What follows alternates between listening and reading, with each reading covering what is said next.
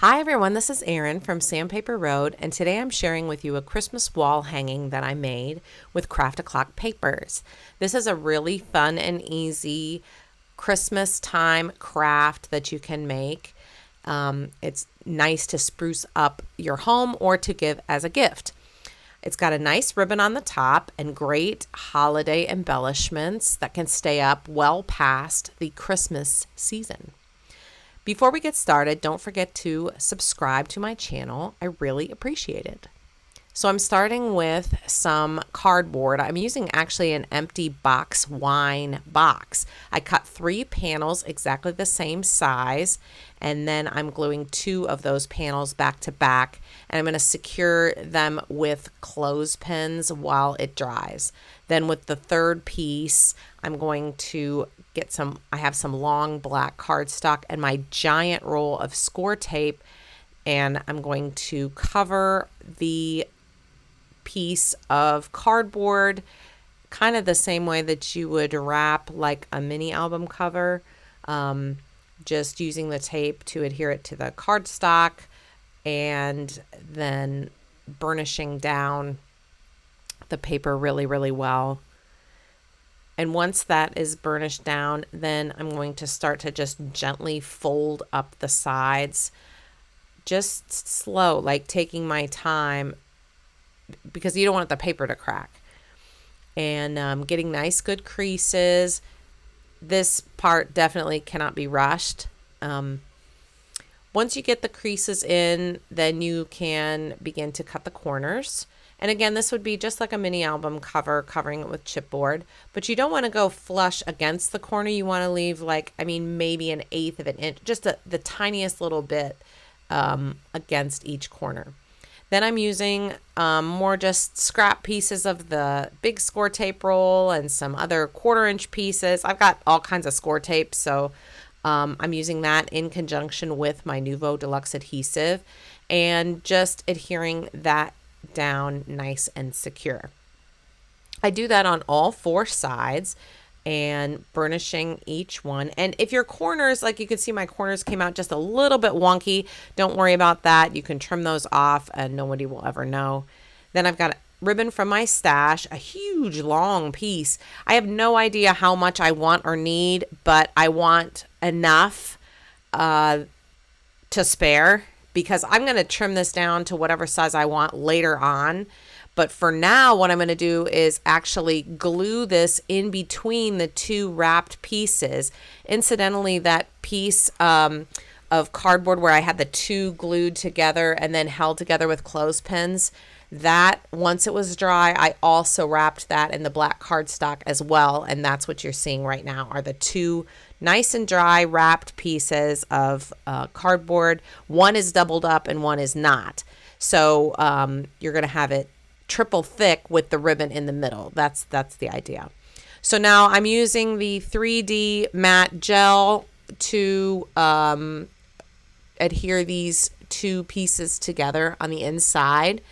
And this, I feel like, is a great technique for making like a wall hanging, because then you don't have a back, like the back of your wall hanging is smooth. It doesn't have the ribbon like glued to the back of it. It's actually glued to the middle of it. So no matter what, it's going to hang flush nice against your wall when you're actually hanging it up. Now I go a little clothespin happy, as you'll see. I have a mountain of these clothespins. You can get them anywhere, and so I literally put them all the way around and leave it to dry overnight while I'm doing the rest of this craft. So now it's nice and dry, of course, the magic of video, right? And again, the ribbon is really long, but I'm not worried about that because I'm going to start decorating. So I've got a piece of Blue Mood 12 by 12, and I've got a slimline die. I'm cutting 3 pieces of just basic cereal box and 1 piece of the Blue Mood paper. I'm going to glue all of those together. And why the cereal box? Because I want just a hint of dimension. And it doesn't matter what color the cereal box is. It really doesn't matter at all. I've got black ink that I can conceal anything that I don't like the color of. So, and that's what I did. I glued them all together, and it didn't take long to dry. And then I've got a nice little panel that's sort of thick. It behaves like a chipboard. Now I've got the Warm and Peaceful Junk Journal set, and it's got all kinds of elements inside the set. I was really drawn to these little cut aparts here, and this one with this little snowman on it, and I wanted to use it so bad.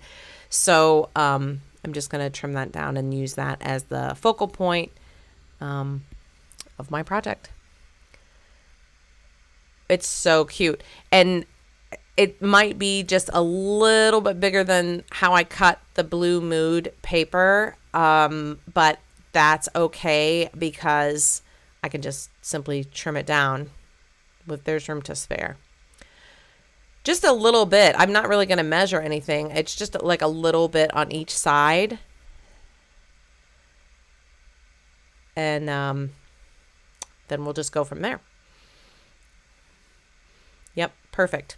And now I'm going to get this stamp. This is one of those big background stamps. It's from Technique Junkies, and I really liked it because it's got a little bit of text, like right there, like right on the sides. And so I don't really want like perfection in my stamping right now. I kind of just want some of the script, like the text.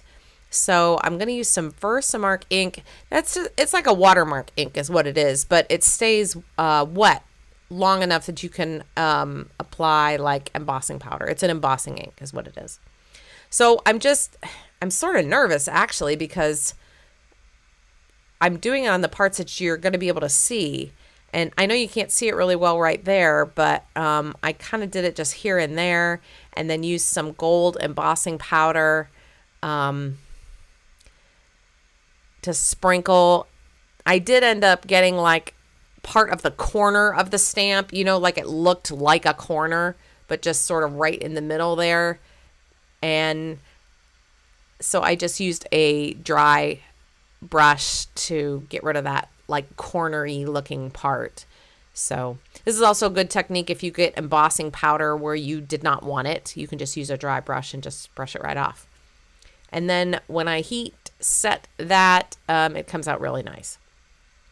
So that's good. I was happy with the way that looked. And now I've got this stencil from my stash, and this is it's called iZinc Ice. It's like a translucent gel medium, and it's real thin. It comes in these little like pouches, and it comes in a bunch of different colors. So I have a few colors, but the brown one I thought would look really, really good. And it doesn't show up on dark papers like how some other products do, but that I didn't care about that. That translucent gel, just that little bit of shine was kind of what I was looking for. Can you kind of see it there? I'll lift it up in a second so you can see it better, but just a little bit. So I'll have the embossing text, and then I'll have this little bit of like shiny, lacy pattern. And let's see if you can see this here. And I totally got some on my white cover that's on my table, but that's okay. It's just white paper. So I'll change that at the end. See what I mean? See how it's like translucent brown? And that's how it'll dry too. And then I thought, oh, wouldn't it be cool if I have this it's called like a pixie puffer thing, and it like puffs like clear glitter. And I knew it was going to stick to that iZinc ice stuff. And I thought that is going to look so good. And it looks so good. That looks good. So while that is drying, I'm going to work on my decorative panel here. So I've got the Blue Mood piece that has cut out with the die. I've got some brads from my stash. I've got this little piece of fun foam. It's just basic black foam with no adhesive on it, but I just put score tape on both sides, and now I have some foam tape.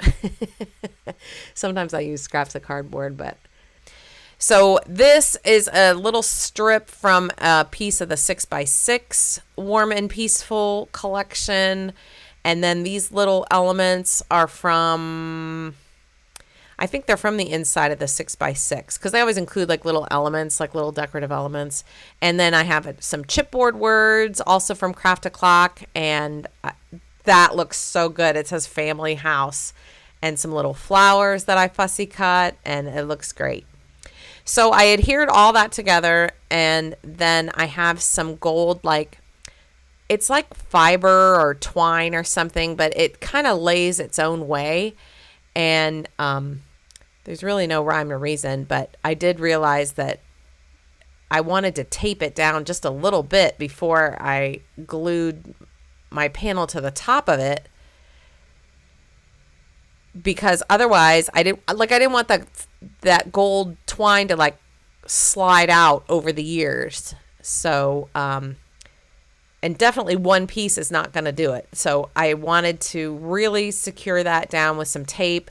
And then you can see I went a little crazy with it.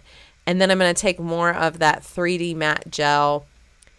And since it was kind of like cereal box, it was sort of shiny on the one side. So I'm sort of roughing it up with like a nail file. And then I'll put the 3D matte gel. It looks like I'm going to need a new jar. Yeah, I'm definitely going to need a new jar. And then I will just adhere this down. And it's pretty easy. I mean, there's not a whole lot of fancy schmancy stuff other than maybe the stenciling and, the stamping, that little bit. But everything else is just, gluing. I got some paperweights that'll let this dry overnight like this, and look at how good this looks when we're done. I love it. Now, if you'd like to see more close-ups and if you'd like to get links to the products, you can head over to the blog at sandpaperroad.com. There'll be links in the description box below. And thanks so much for watching. Here's a couple videos you might like, and we'll see you in the next video. Bye-bye.